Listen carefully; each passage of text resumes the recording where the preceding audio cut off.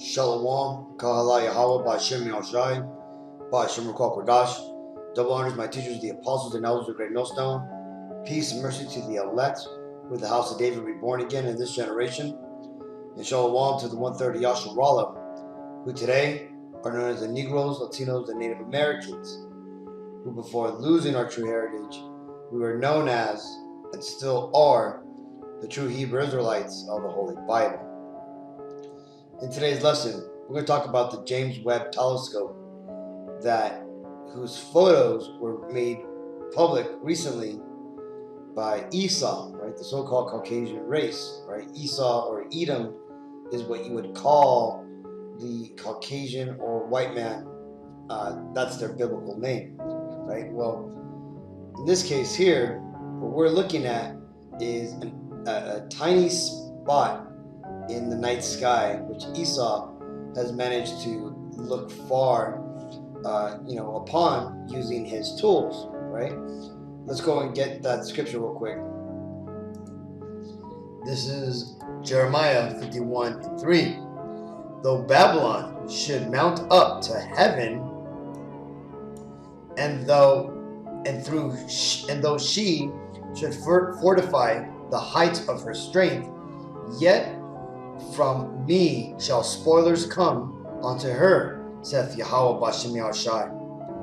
And this ultimately is just some of the heights which Esau has managed to reach, right? His kingdom, right? His presence has mounted up to heaven, right? As the scriptures say, right? And what you're looking at here is the James Webb telescope, right? This is the mirror that has made all these deep field images possible. Solar cells from which it uses to shield itself from the sun's rays and anything harmful. And here's a comparison of what the James Webb Space Telescope offers now versus what Esau used to have before with the Hubble telescope, right? And the Hubble itself had tons of problems before, right? That they just managed to fix. But again, now that Hubble's fixed, this is the quality, or this is the new tool that Esau's using to look into space, right? And he's done a lot of amazing engineering, amazing technology, just building this, right? It's taken, I think, close to 20 years to build this all-seeing eye to basically look into the heavens, right? And you can see, like, they even got covers for the tires here, man, just showing you how this environment is, right? These are the heights of Esau's technological prowess. Okay, the technology that has gone into this has taken decades to complete, right?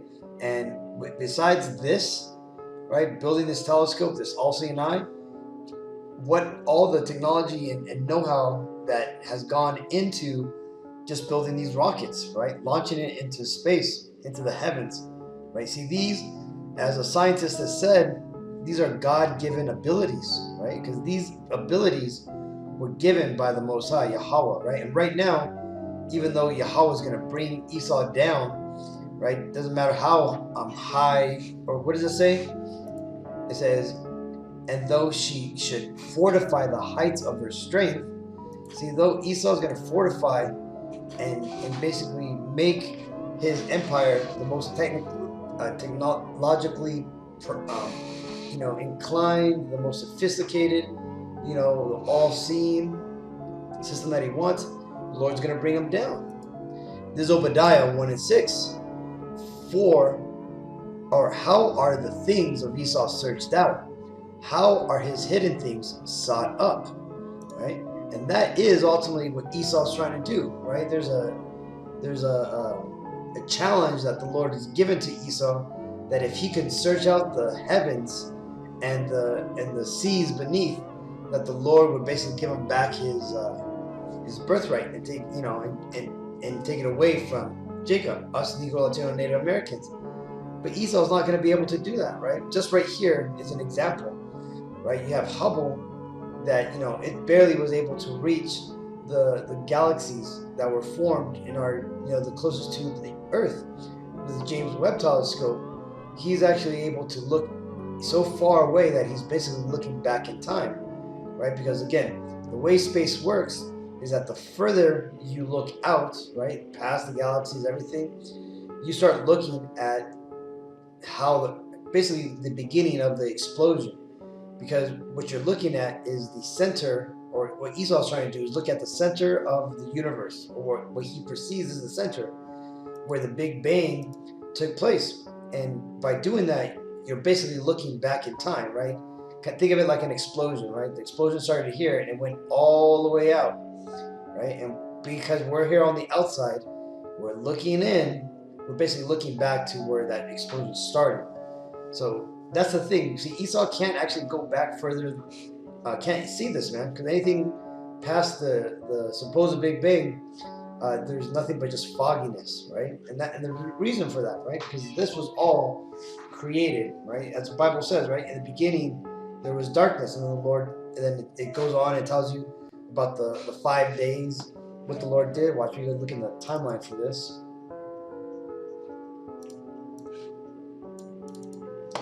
Right? Here, I'll do it so that way you guys can see the 7 days. So the first day, light, dark, light created out of the darkness. The second day, Genesis 1 and 8, says the firmament of the universe was created. That's all these galaxies, that's all those images that we zoomed in and to show you, right? The third day, land, sea, vegetation was created. The fourth day, the sun, the moon were created, right? The lights in the heavens. And then the fifth day, the Adamites, men, animals, anything that creepeth upon the earth was created, right? The sixth day is when the Lord basically gave to the Adamites understanding, right? He gave, gave them basically know-how, right? That's why they were able to build these first empires that we hear about today, right? The seventh day that these Adamites had to build up, right? In these 1,000 years that they had, man, all the crazy things they managed to achieve until the Lord basically saw fit to basically destroy that civilization, right? And from that came the survivors of the Ice Age, and from that is where God picked Adam and Eve, okay? So that being said, let's get past this image here. Just showing that right now Esau, with his blessings, he's able to look up into heaven, right? The same place where Paul, when he was basically pretty much, they stoned him to death, right? He had a after death life experience, right? An out of body experience, and he writes about it here, talking about how he went up to the third heaven. Because again, looking back here, Esau going past here, when you get past our dimension, right? You go up into the higher dimensions where God dwells, right? This is 2 Corinthians 12 and 2. I knew a man in the Messiah above 14 years ago, whether in the body I cannot tell, or whether out of the body I cannot tell. God knoweth. Such as one caught up to the third heaven, right? So basically he died and went to heaven, right? He went to the same place that the Lord was at, right? That would be the higher dimension. Because again, there's the first heaven, which is here on earth, right? It's our sky. Then you got the next heaven, which is space, right? And then past space, right? And the higher dimension, what people refer to as the third dimension, that's the third heaven, right? That's the Lord's dimension where he dwells, right? That's where they are right now, on getting ready to come back to us. Now let's go ahead and also read about the Lord, right? Talking about, here's a psalm that explains how the Lord, that space, right? The second heaven is pretty much the Lord's playground, right? It says, this is Psalms 104 and 3. Who layeth the beams of his chambers in the waters, right? The waters being space. who maketh the clouds his chariots, right? So all those chariots that are seen going back and forth, those little beams of lights, the supposed UFOs, those are the Lord's chariots, right? That's what he uses to get back and forth. He doesn't use it to get back and forth, but that's what the Lord uses as a representation to basically transfer the angels from their current state, down here onto earth. Who maketh upon the wings of the wind, right? So there you go. See, the Lord basically, space is his playground, man, right? When it tells you that the earth is the Lord's footstool, right? That's the the Lord. This whole thing that we're in, this is the Lord's house, right? And this is where the Lord basically he dwells. So right now Esau, by looking in, he's actually trying to stare back at the Lord. But the thing is besides just looking into space and seeing the Lord's mechanism, see, these are all things that the Lord set up there for us, right? And proof for that is that at one time the Lord, he had given a blessing to one of the tribes of Israel, that being the tribe of Issachar, or who you would know today as the so-called Mexicans, right? This is why you got the Aztec calendar, which deals with space and time. It tells you here in the scriptures about one of the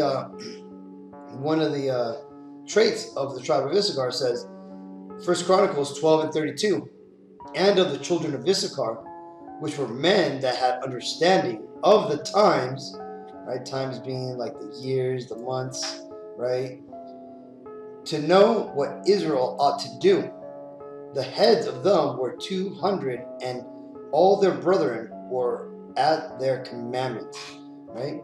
So see, the Lord, being that he created space, and we understand, right, through ritual, through understanding that we would use the precession of the planets to calculate times of years, right? When our high holy days are to be held, right? When our Sabbaths are to be observed, right? These are all things that the Lord made, and not only did he make that, but he also made the understanding of that system, which he imbued into particular people, right? And ultimately, that understanding, that wisdom, the ability to manipulate and partake in space and understand what it is ultimately one of the gifts that's going to fall upon the 1/3, right? The elect of Israel, meaning 1 out of every 3 Negro, Latino, Native Americans, right? Who have listened to this word, woken up, understand what's going on, and understand that not only does their salvation mean that they're not going to die in the great nuclear war that's going to come upon the earth, which is what the Bible refers to as Armageddon, which is what the current population referred to as World War III, right? We're going to also have the key to immortality. And how's that key going to come? How's that feature? Well, it tells you here in Revelations 22:14.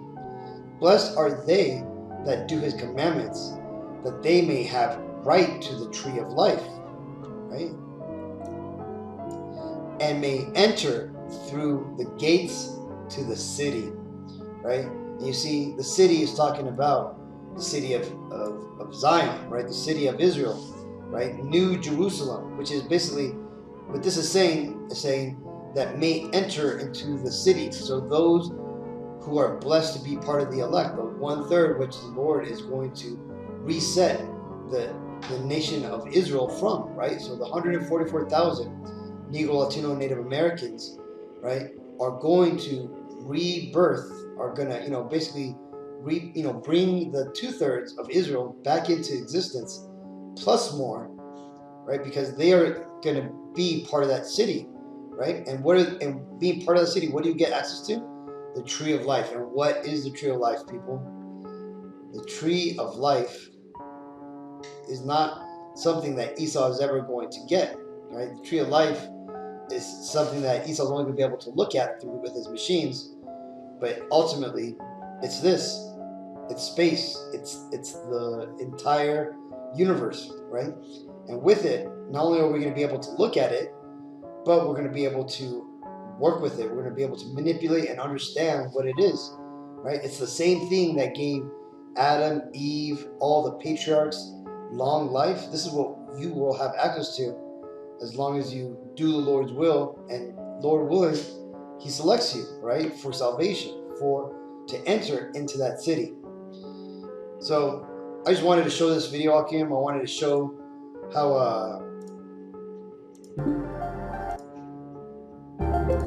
how cool, just the time that we're living in, all the technology that's coming to play, man. Though right now it's all being done through technological means. In the future, we're not going to need these machines to see these views, man. We're going to be able to fly up there ourselves, visit it at, So, with all that, I want to give all honor and glory and praises to Yahweh, B'Ashem Yahushai, B'Ashem Ruach HaKodesh. Double honors my teachers, the apostles and elders of Great Millstone. Peace and mercy to the elect. Shalom.